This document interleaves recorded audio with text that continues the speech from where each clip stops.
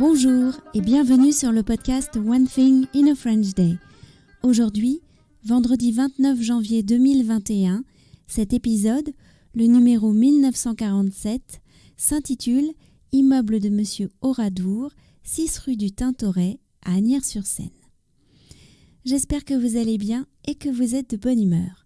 Je m'appelle Laetitia, je suis française, j'habite près de Paris et je vous raconte au travers de ce podcast un petit bout de ma journée. Abonnez-vous pour recevoir le texte du podcast ou plus, comme les notes, les tournures de phrases utiles, les photos ou encore en ce moment notre obsession pour le subjonctif sur onethinginafrenchday.com. Immeuble de Monsieur Oradour, 6 rue du Tintoret à Asnières-sur-Seine.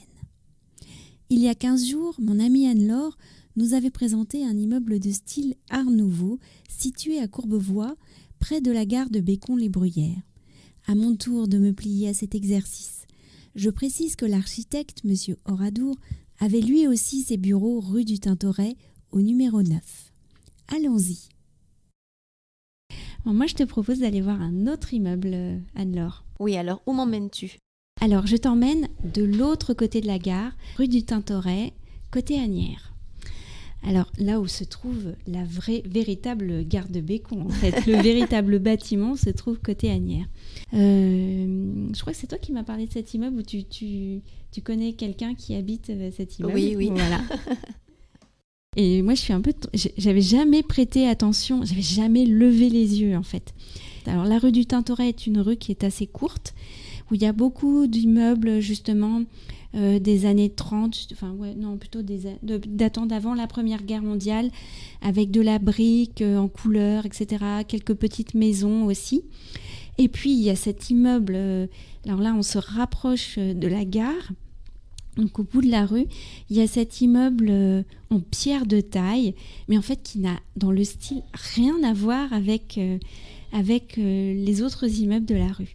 Je pense aussi que c'est un immeuble de rapport, donc je pense derrière il y avait un investisseur et que les appartements étaient loués. Et on est vraiment dans le style parfait de l'immeuble de rapport, avec un premier étage qui est assez quelconque, avec simplement des petits balcons en fer forgé. C'est un immeuble qui a 4 travées, deux travées centrales qui sont les mêmes, et sur le côté encore une travée à gauche et une travée à droite qui sont jumelles et qui sont avec une légère avancée sur la rue. Ça fait un peu beau window. Et le tout décoré avec beaucoup de pierres, des sculptures, etc. Oui, et la pierre est taillée en fait. Le deuxième étage, c'est vraiment là l'appartement le plus chic de l'immeuble, parce que déjà il est un peu en hauteur mais pas trop, et donc là on a effectivement des balcons avec des colonnettes, et au milieu, sous le balcon, il y a ce qu'on appelle les mascarons. Donc ce sont des figures humaines qui sont sculptées. J'ai lu que les mascarons, en fait, ça date d'il y a très très longtemps, et que c'était des espèces de protection contre les mauvais esprits. Souvent ils font la grimace. De référence à la mythologie. Ouais, des têtes grimaçantes, un peu, voilà, vous verrez ça sur les photos. Et puis donc ensuite il y a les 2 étages suivants, le 3e et le 4e, qui sont un peu semblables, pas vraiment avec des balcons. On est à nouveau dans le fer forgé, fini les balcons à colonnes. Et enfin au dernier étage, le 5e, on a à nouveau un grand balcon. Et dans les immeubles de rapport, le dernier étage était un étage recherché parce que justement il y avait la hauteur, etc. C'est à peu près une époque où on commence à avoir des ascenseurs, donc ça devient intéressant d'être au dernier étage, mais en même temps on n'est pas très loin des chambres de bonne qui sont vraiment sous les toits, et donc on est proche des domestiques. Et dans ce genre d'immeubles, les immeubles de rapport, il y avait plusieurs classes sociales se côtoyaient. En général, le rez-de-chaussée, on pouvait avoir une loge de gardien ou des commerces, etc. Et après, le 2e étage, c'était vraiment l'étage chic.